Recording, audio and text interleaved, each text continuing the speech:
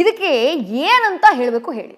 ತಮ್ಮ ಜೈಲ್ ಸೇರಿದಾನೆ, ಅಪ್ಪ ಅನ್ನಿಸ್ಕೊಂಡವರು ಬೇಲ್ ಪಡೆದು ಗುಡಿ ಗುಂಡಾಂತರ ಅಂತ ಸುತ್ತಾ ಇದ್ದಾರೆ. ತಾಯಿ ಯಾರಿಗೂ ಮುಖ ತೋರಿಸುವ ಸ್ಥಿತಿಯಲ್ಲಿಲ್ಲ. ಇದ್ದವನು ಇವನೊಬ್ಬ, ಇವನದ್ದು ಅಸಹ್ಯದ ಪರಮಾವಧಿ. ಇಡೀ ಕುಟುಂಬ ಸಂಕಷ್ಟದ ಸರಮಾಲೆ ಹೊತ್ತು ಸಂಕಟಕ್ಕೆ ಬಿದ್ದಿದೆ. ಆದ್ರೆ ಈ ಸೂರಜ್ನ ಹೇಮೆಯ ದಂಡೆಯ ಸಲಿಂಗ ಕಾಮದ ರಾಸಲೀಲೆ ಇಡೀ ಕುಟುಂಬವನ್ನೇ ತಲೆ ಎತ್ತಿ ತಿರುಗದಂತೆ ಮಾಡಿದೆ.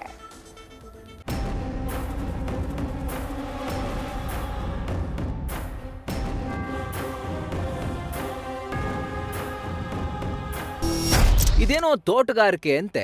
ಇದು ಫಸಲು ಬಾರದ ಬೆಳೆ. ಹೊಳೆನರಸೀಪುರ ಗಲ್ಲಿ ಜನರ ಬಾಯಲಿನ ಹೊಸ ಶಬ್ದದ ಗಣಿಗಾರಿಕೆ ಬೆರಗಿಗೆ ತಳ್ಳಿದೆ. ತಮ್ಮನ ಸಾಧನೆಗೆ ಈ ಅಣ್ಣಯ್ಯ ಸೆಡ್ಡು ಹೊಡೆದ್ನೋ ಏನೋ. ಗನ್ನಿ ಕಡದ ತೋಟದಲ್ಲಿ ಬೆಣ್ಣೆ ಕಡದ ಆರೋಪ ಹೊತ್ತ ಮಾಜಿ ಸಚಿವ ರೇವಣ್ಣ ಹಿರಿಯ ಸುಪುತ್ರ ಸೂರಜ್ ಕುಲಗೌರವಕ್ಕೆ ಧಕ್ಕೆ ತಂದು ಈಗ ಪೊಲೀಸರ ಅತಿಥಿಯಾಗಿದ್ದಾನೆ.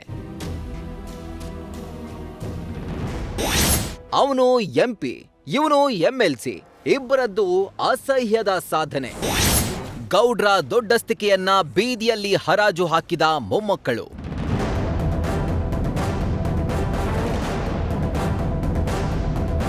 ಅದು ಹೇಮೆಯ ದಂಡೆ, ಗನ್ನಿ ಕಡದ ತೋಟದ ಮನೆ.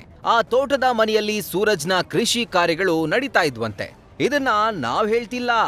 ಸಂತ್ರಸ್ತ ಕೊಟ್ಟ ಕಂಪ್ಲೇಂಟ್ನಲ್ಲಿ ಮಾನಗೇಡಿ ಕೃತ್ಯಗಳ ಉಲ್ಲೇಖ ಆಗಿದೆ. ಅಂದ್ಹಾಗೆ ಮಾಜಿ ಸಚಿವ ರೇವಣ್ಣ ಕುಟುಂಬಕ್ಕೆ ಅದ್ಯಾಕೋ ಈ ಲೈಂಗಿಕ ಕೃತ್ಯದ ಆರೋಪಗಳು ಬಿಡೋ ಲಕ್ಷಣಗಳೇ ಕಾಣಿಸ್ತಿಲ್ಲ.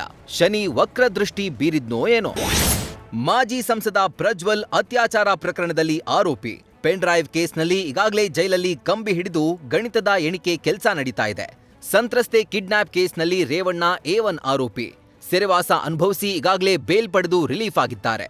ಅದೇ KR ನಗರದ ಸಂತ್ರಸ್ತೆ ಕಿಡ್ನಾಪ್ ಕೇಸ್ನಲ್ಲಿ ರೇವಣ್ಣ ಪತ್ನಿ ಭವಾನಿ ಸಹ ಆರೋಪಿಯಾಗಿದ್ದು ಜಾಮೀನಿನ ಮೇಲೆ ಹೊರಗಿದ್ದಾರೆ. ಈಗ ಸೂರಜ್ ರೇವಣ್ಣ ಸರದಿ.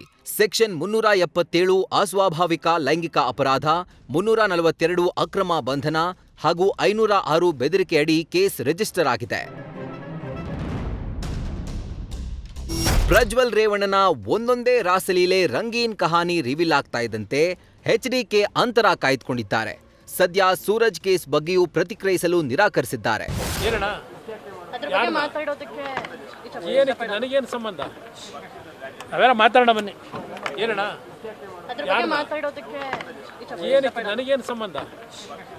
ಅವೆಲ್ಲ ಮಾತಾಡೋಣ ಬನ್ನಿ. ಹಾಸನ ಉಸ್ತುವಾರಿ ಸಚಿವ ರಾಜಣ್ಣ ಈ ಸಾಲು ಸಾಲು ಪ್ರಕರಣಗಳಿಂದ ಗೌಡ್ರಿಗೆ ಈ ಇಳಿ ವಯಸ್ಸಿನಲ್ಲಿ ಮಾನಸಿಕವಾಗಿ ಹಿಂಸೆ ಆಗ್ತಿದೆ ಅಂತ ಹೇಳಿದ್ದಾರೆ. ಬಹಳ ದುರದೃಷ್ಟಕರ. ಇಳಿ ವಯಸ್ಸಲ್ಲಿ ಅವರಿಗೆ ಮಾನಸಿಕವಾಗಿ ಈ ರೀತಿ ಹಿಂಸೆ ಆಗ್ತಕ್ಕಂಥ ಪ್ರಸಂಗಗಳು ಜರುಗಿದೆ ಅಂದಾಗ ಯಾರೇ ಆಗಲಿ ಹಿರಿಯರಾದಂಥವ್ರಿಗೆ ಅದು ಒಂದು ಮಾನಸಿಕವಾಗಿ ಹಿಂಸೆ ಕೊಟ್ಟಾಗ ಆಗುತ್ತೆ ಅಂತೇಳಿ ನಾನು ಕೂಡ ಭಾವಿಸ್ತೇನೆ. ಒಟ್ಟಾರೆ ಪ್ರಜ್ವಲ್ ಕೇಸ್ ಸೂರ್ಯಾಸ್ತ ಹಂತಕ್ಕೆ ತಲುಪ್ತಾ ಇದ್ದು ಸೂರಜ್ನ ಸೂರ್ಯೋದಯ ಆಗಿದೆ. ಅದು ಕೂಡ ಹೇಸಿಗೆ ಕೇಸ್ನಲ್ಲಿ ಲಾಕ್ ಆಗಿರೋದು ದೊಡ್ಡ ಕುಟುಂಬಕ್ಕೆ ಪೆಟ್ಟು ಬಿದ್ದಿದೆ. News first bureau.